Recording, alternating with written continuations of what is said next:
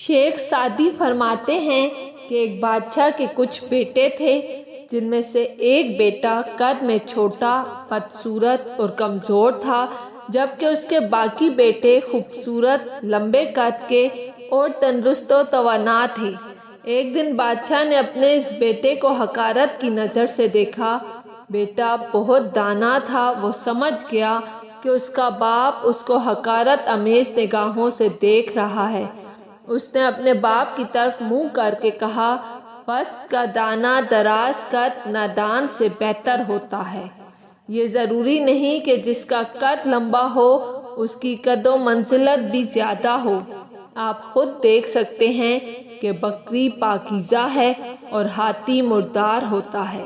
بادشاہ کو اپنے اس بیٹے کی حکمت آمیز باتیں پسند آئی اور وہ مسکرانے لگا۔ وہاں پر جتنے بھی عمائے دین مملکت بیٹھے ہوئے تھے وہ بھی خوش ہو کر مسکرانے لگے، لیکن اس کے دوسرے بھائیوں کو یہ بات پسند نہ آئی۔ اتفاق سے انہی دنوں ایک دشمن بادشاہ نے اس بادشاہ پر حملہ کر دیا۔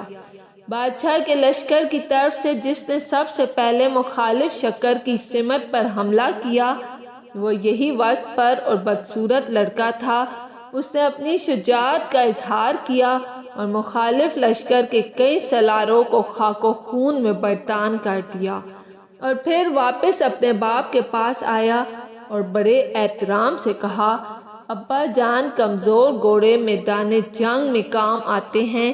پھر وہ دوبارہ میدان جنگ میں گیا اور اسی اثناء میں اس کے باز کے چند فوجی بھاگنے لگے تو اس نے کھڑے ہو کر نعرہ بند کیا، مردوں کی طرح سے جنگ لڑو، اگر نہیں لڑ سکتے تو مردوں کے لباس اتار کر عورتوں کے لباس پہن لو۔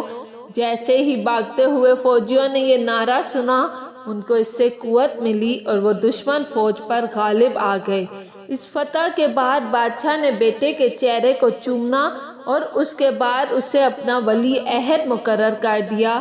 اس کے بھائی اس سے حسد کرنے لگے اور ایک دن اس کے بھائیوں نے اس کے کھانے میں زہر ملا دیا تاکہ وہ کھا کر مر جائے، لیکن وہ جب زہر ملا رہے تھے تو اس کی ایک بہن باغیچے کے ساتھ کھڑی دیکھ رہی تھی۔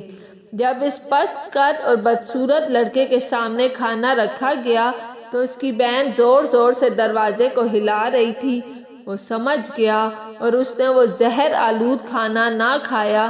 جب اس واقعے کی اطلاع بادشاہ کو ملی تو اس نے اپنے دوسرے بیٹوں کو اپنے ملک کے دور دراز حصوں میں بیچ دیا۔ اگر آپ کو میری ویڈیو پسند آئی ہے تو لائک اور سبسکرائب لازمی کیجیے گا۔